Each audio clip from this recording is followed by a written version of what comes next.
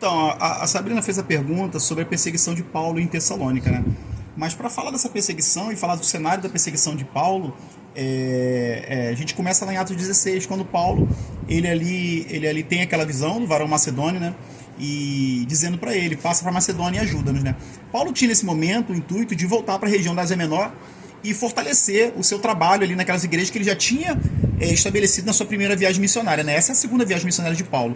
Então Paulo, ele atendendo àquela visão, né, ele passa para Macedônia e começa um trabalho missionário ali, né? E o texto começa falando que ele chega ali em Filipos e procura uma sinagoga, mas em Filipos Paulo não encontra uma sinagoga. Ele não encontra, então ele vai na beira do rio, e na beira do rio ali ele encontra algumas mulheres tementes a Deus, e Lídia está ali.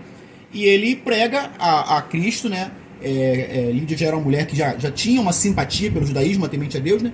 E ela recebe Cristo ali, ela aceita Jesus ali naquele momento ali, e Paulo vai para a casa dela e funda na casa dela a primeira igreja europeia, né? A primeira igreja europeia fundada na casa de Lídia. Porém, Paulo fica um tempo ali em Filipos, né? E diz que todo dia ele ia para a beira do rio para orar. E uma menina com o espírito de uma pitonisa falava assim: olha, vão homem de Deus, homem de Deus, homem de Deus. Cara. E Paulo percebe naquela menina um espírito, né? Um espírito de uma pitonisa. E Paulo expulsa ele, fala: só sai dela. E aquele espírito sai dela. Aí Paulo começa a criar uma ruptura na cidade. Por quê? Porque ele causa um problema econômico. Porque o texto fala que pessoas lucravam com aquele espírito, né? Então, com o evangelho começa a causar essa ruptura na sociedade, né? O prejuízo. Então, aquelas pessoas vendo que eles não tinham mais o lucro com aquela menina, Sim. eles procuram levar Paulo ao tribunal. E Paulo é preso. Não diz que é cidadão romano. E ali é açoitado. Ele e Silas, né? São colocados presos pelos pés. E acontece aquele episódio deles cantando à meia-noite, e as estruturas da cidadão, da prisão se abalando, e eles sendo soltos, né? Ali Paulo converte o carcereiro, né? Porque o carcereiro, diante daquela situação, Paulo e Silas não fugiram, e o carcereiro ele fica impactado. Por quê? Porque se o preso fugisse, o carcereiro era acusado e penalizado com pena de morte. Mas Paulo, ele, por mais que ele tivesse sido açoitado, e talvez açoitado pelo próprio carcereiro, Paulo permanece ali e fala assim: ó, não atente contra a sua vida, porque nós não fugimos. E o carcereiro é salvo. Fica impressionado, né? O né? carcereiro é salvo, e se converte, né? Leva Paulo para sua casa e se converte. E Paulo sai dali, de Filipos, e parte para Tessalônica. O texto diz que Tessalônica, ele chegando, ele passa 3 sábados seguidos na sinagoga pregando Jesus como o Messias profetizado do Antigo Testamento. Um Jesus que era profetizado por Isaías, um Jesus que foi profetizado por Moisés, um Jesus que as Escrituras, lembrando que as Escrituras são o Antigo Testamento, um Jesus que as Escrituras fundamentavam como o Messias.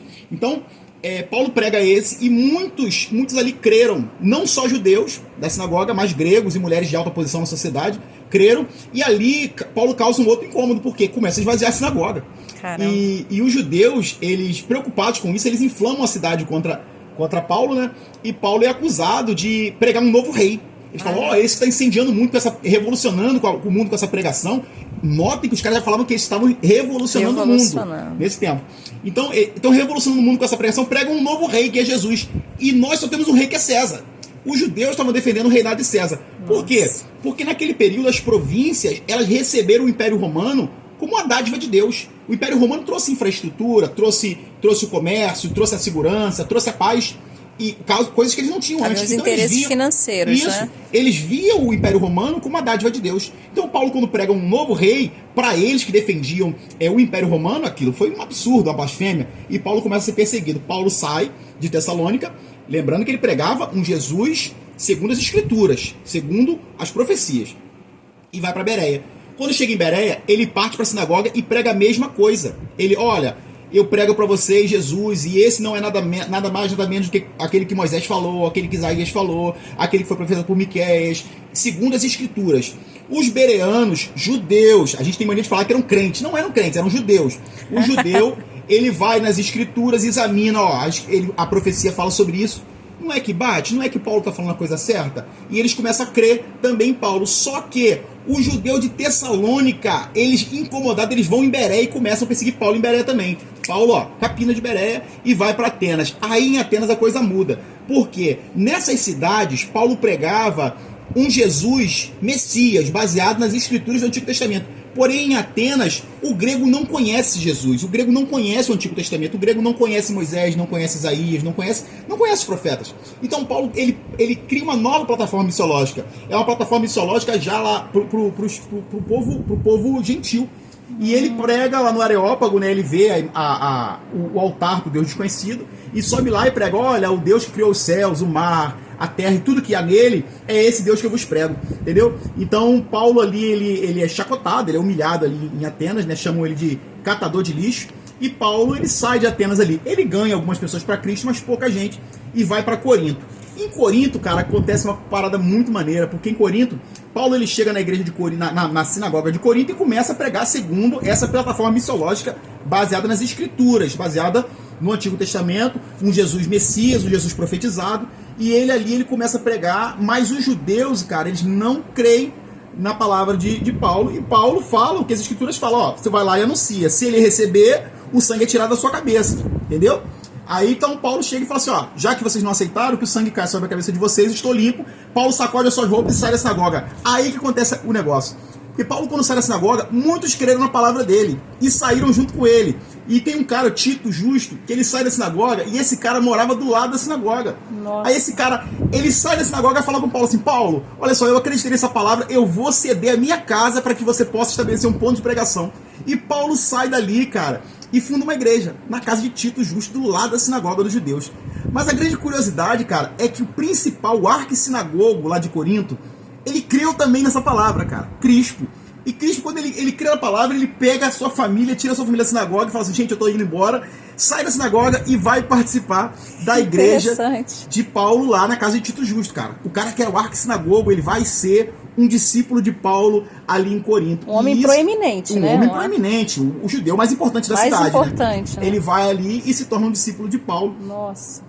Ali na casa de Tito Justo. Aí acontece, quanto a isso, aí Paulo, o que a gente nota, é que Paulo já vinha de uma surra em Filipos, de uma surra em Tessalônica, de uma surra em Bereia, de uma surra filosófica em Atenas. Aí agora ele chega em Corinto, ele racha a sinagoga de Corinto e Paulo fica com medo.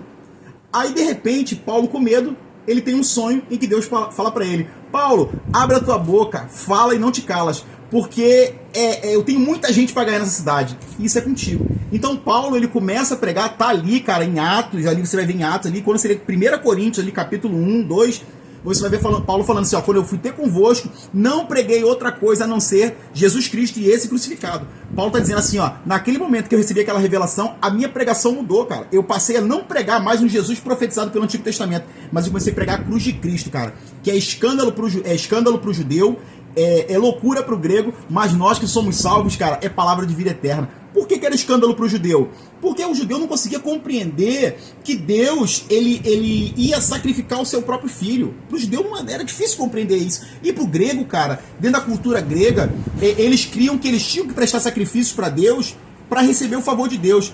Agora, você crê que um Deus ele oferece um sacrifício em seu favor para o grego? Isso é loucura, cara. Então por isso que Paulo fala: é escândalo para o judeu, é loucura para os gregos. Mas para nós é palavra de salvação, é palavra de vida eterna.